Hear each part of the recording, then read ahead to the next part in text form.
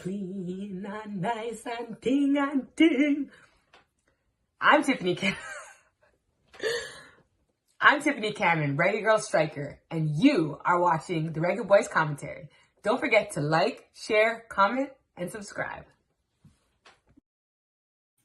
Hello everyone, I'm Simon Preston and welcome back to Reggae Boys Commentary. Thank you so much for tuning in to another video on this channel. We're going to take things from a different perspective today as we talk about the Reggae Girlz. And I know you guys see the title of this video and I know exactly what might be on your minds. We're talking about a player that we've interviewed a lot on this channel. Well, there's a reason for that. And before people say Simon is biased towards this player and that player, you don't see me doing 50 videos on Adrian Mariappa, do you? You don't see me doing 50 videos on Javon Watson, do you? You don't see me doing 50 videos on Andre Blake, do you? But guess what? I'm not biased. Whoever deserves recognition gets the recognition. Whoever is playing well deserves to be highlighted. Whoever deserves the respect deserves to be respected. And it's as simple as that. It's as simple as that. Is Tiffany a wonderful human being? Yes, she is. And I hope that all Reggae Boys and Reggae Girls fans get the opportunity to meet her one day, because you will see she's one of the most down-to-earth human beings that you will ever meet. And you will see the type of character that she is on the pitch versus off the pitch. You'll see how honest and kind and such a genuine human being that she is. But on the pitch, she's just as an important asset to the country as well. So, to answer the question of the video, why is Tiffany Cameron the most important Reggae girl heading into the World Cup qualifiers? The answer to that question lies in one simple word: versatility. So, the World Cup qualifiers are coming up in February, just over a month from now. The Reggae Girls will take on Bermuda, the Cayman Islands, Grenada, and the Dominican Republic. The top team from that group will advance to the CONCACAF final round. In the CONCACAF final round, you'll have 8 teams, 2 groups of 4 teams in each group. The top 2 teams from each group will qualify for the World Cup. The 2 third-place teams from each group will head to the Intercontinental Playoffs. Play it safe, qualify automatically. The playoffs, a lot can happen, a lot of travel, and things can get really sticky. You want to be safe, finish in the top 2, and qualify for the World Cup. So,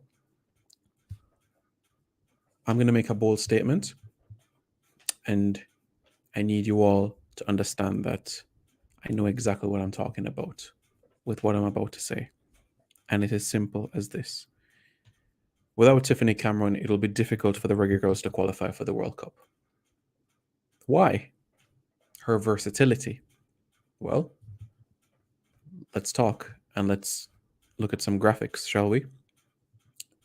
Firstly, what I want to do is show you a 4-3-3, which is what the system that I believe best suits us. That is what I believe best suits us as a team. And that is what we're going to look at right now. This is a 4-3-3, a Reggae Girlz 4-3-3 formation. Now, Tiffany has the ability to play in a front 3 on the right-hand side, and she also has the ability to play at right back. But we're going to get to that quite shortly. Look at this 4-3-3 formation. You have Sydney Schneider in net, Denisha Blackwood at left back, Sashana Campbell at right back, central defense, the skipper Kanya Plummer and Alison Swaby. You're going to have a midfield 3 of Drew Spence, Chelsea midfielder, Chinielo Asher, champion in the NWSL, and Havana Salone. And a front 3 of Trudy Carter, Tiffany Cameron, and Khadija Bunishaw. Now, why is it that Tiffany is going to be the most important player for Jamaica in the World Cup qualifiers? Because all eyes will be on Bunny. What's going to happen, especially with teams that play a flat back 4, is that the 2 centre halves are going to get stuck on Bunny. And what that means is that she's going to be restricted for time on the ball and even space. So what that's going to mean is that the midfield trio of Spence, Asher, and Salone can't be predictable with their forward passes. At times, it will work with Bunny because our physical presence does give her an advantage, but it's not going to work every single attack. Trudy Carter has that ability, that pace to run past players, whipping across into the box, or cut in and take a shot. But with Tiffany on this right-hand side, Bunny can hold up the ball and create space for Tiffany to run into, come inside the box, bam, 1-0. That's how dynamic this player is. And that's how important Tiffany will be. She's used to this sort of system. She's played this side before, and even against the United States, we saw the sort of presence that she was able to give. With Bunny being isolated, Tiffany can come centrally and be able to mop up these chances left, right, and center, which is why in a 4-3-3, she is so critical, so important here.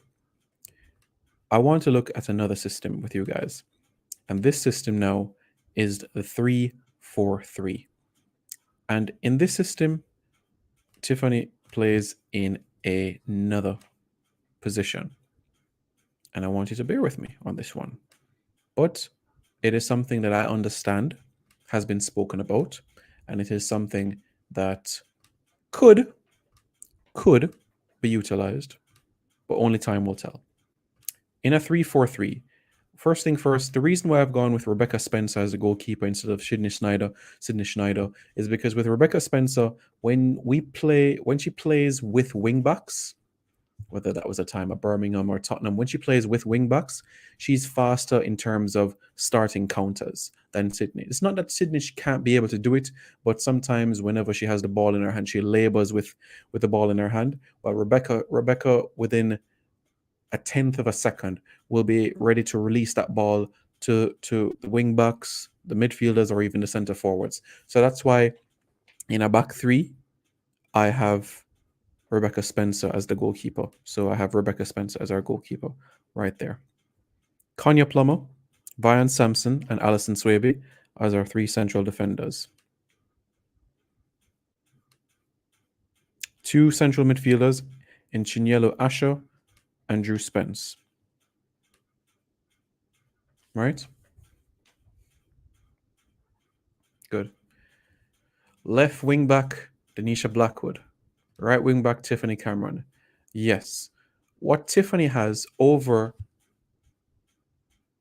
Sashana Campbell, Dominique Bonflazo, Neville Gale Abel is strength, power, someone who is willing to work the channels, someone who is industrious, someone who will do the dirty work if necessary. And this girl can run all day, all night for 90 minutes. All day, all night for 90 minutes, up and down and up and down and up and down and up and down and up and down and up and down. Full of energy, full of life, full of vigor, full of energy. I've said energy twice for a reason. And she can whip in penetrative crosses into the box. And she can supply Paige Bailey Gale and supply Jodie Brown and supply Bunny.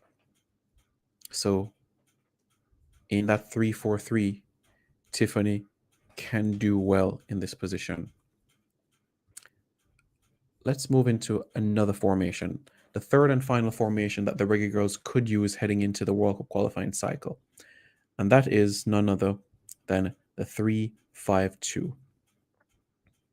Interesting players in this 3-5-2 sort of formation. So how will it look in a 3-5-2? Well, in a 3-5-2, this is how it looks. Rebecca Spencer still keeps her position in goal. Konya Plummer, Vian Sampson, Alison Swaby. Midfield, Havana Salone, Drew Spence, and Chinyelu Asher. Up top, Bunny, Shaw, and Kayla McCoy, who is scoring goals for fun at Rangers. Denisha Blackwood left back, and again right back Tiffany Cameron. In the 3-5-2, she would be able to thrive more attacking-wise compared to the 3-4-3. The reason for this is she's going to have more space to operate with in the 3-5-2. With the front two in Kayla McCoy and Bunny Shaw roaming a sense, there will be pockets of space just behind them for her to occupy, especially with loose balls aerial battles that might be headed down, and she'll be able to mop it up quite cleanly in those areas, which is why she's so important and so critical. A starting point in attacks, a focal point defensively in clogging the back, and also an individual that scores goals. What more do you want from a football player? If they do all the fundamentals, if they have the guile, if they have the tenacity, if they have the venom from shooting, you have everything you need.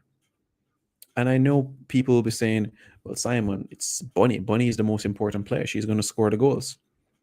Yeah, she's going to score the goals. That is true. She will score goals.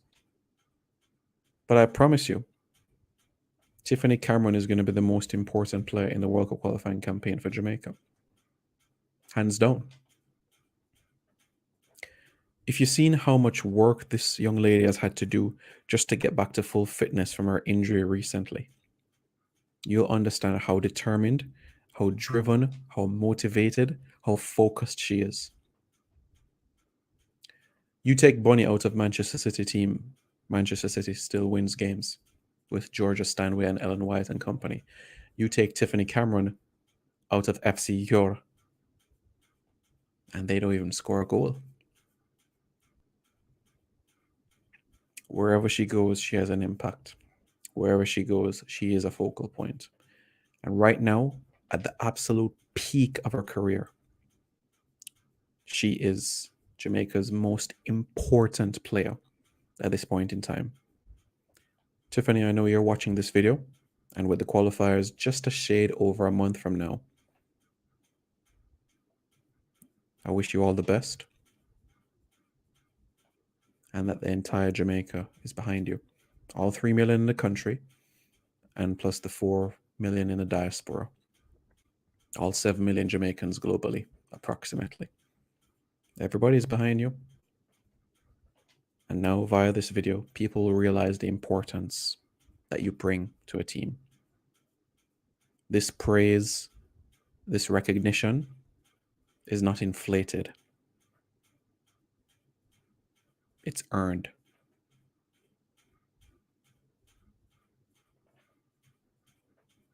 And that's genuinely how I feel. Tiffany Devona Cameron. Remember the name for the World Cup qualifiers. Reggae Boys, Reggae Girlz fans, what are your thoughts? Let me know your thoughts in the comments below. And don't forget to subscribe to Reggae Boys Commentary for more content.